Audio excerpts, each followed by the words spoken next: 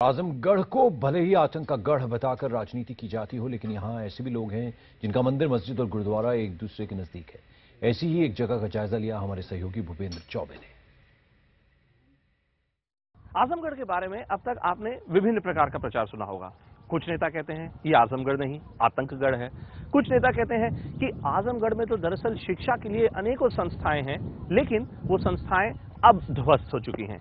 आज हम आपको आजमगढ़ की एक ऐसी असलियत से वाकिफ कराते हैं जिसके बारे में शायद ना आपने कभी देखा होगा न सुना होगा। मैं इस वक्त विट्ठल घाट पर हूं। ये वो जगह है जहां पर मेरे मुताबिक ऐसी कम ही जगह हैं कहीं आपको भारत में देखने को मिलेंगी। ये है एक गुरुद्वारा और गुरुद्वारे के ठीक बगल में एक मंदिर और मंदिर के ठीक बगल में एक मस्जिद। एक ऐसे समय में जबकि धर्म को लेकर अनेकों प्रकार की चर्चाएं होती हैं, विवादास्पद बयान दिए जाते हैं, ये एक ऐसी जगह है जो वाकई पूरे देश के लिए एक उदाहरण बन सकता है। इस वक्त हमारे साथ यहीं की एक महिला है जो कि इस पूरी जगह की देखरेख करती हैं, दुर्गा सिंह जी। उनसे बात करते हैं। दुर्गावती जी, ये बताइए कि ये बड़ी एक नायाब एक उदाहरण हम देख रहे हैं यहाँ पर कि एक ही जमीन पर एक और गुरुद्वारा, एक और मस्जिद और एक और मंदिर। ये कैसे हुआ? ये संभव कैसे हुआ? ये तो बहुत पहले से बना है। हम मतलब यहाँ 17-18 साल से यहाँ रह रहे हैं। अपना मकान बना है जी। तो ये गुरुद्वारा और मस्जिद जो है करीबन सैकड़ों वर्ष पुराना है।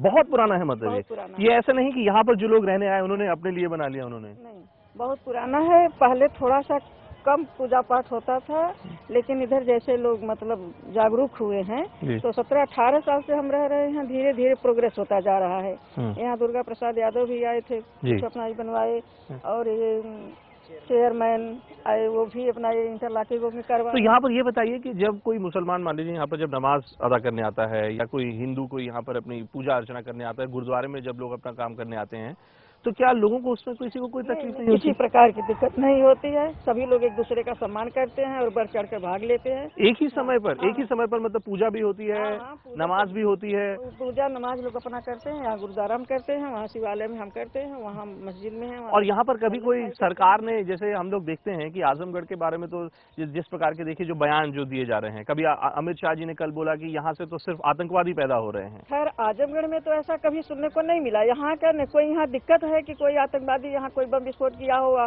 कुछ किया हो। बाहर के लोग आते हैं, बाहर के लोग सुनाते हैं बम्बई में हुआ तो आजमगढ़ के लोग गए, ऐसा, जबकि यहाँ कुछ भी नहीं है। यहाँ सभी लोग मिलजुल के रहते हैं। तो ये बताइए कि आप, चूंकि आप यहीं पर रहती हैं, मुझे बताइए कि जब जो नेता, कभी समाजवादी पार्टी के नेता तो कभी भारतीय जनता पार्टी के नेता आके जब इस प्रकार के बयान देते हैं, तो आप लोग जो कि इतना उदाहरण पूर्ण एक काम जो आप लोग यहाँ पर कर रहे हैं कि एक ही जमीन पर इस तरीके का जो काम हो रहा है, आप लोगों को दुख नहीं होता? आप लोग क्या संदेश देंगे बताइए उन नेताओं को? तकलीफ होती है, कष्ट होता है कि हम लोग ऐसे भूमि पर हैं। ये राहुल सांस्कृतान का यहाँ अच्छे अच्छे लेखक हुए हैं, कवि हुए हैं, और ऐसे मतलब लोग दुष्प्रचार कर रहे हैं ऐसी भूमि को, तो बहुत तकलीफ होती है। लेकिन अब जो लोग कह रहे हैं उन बेफजूल कह रहे हैं, ऐसा कहना नहीं चाहिए। आजमगढ़ की बहुत तौहीन होती है।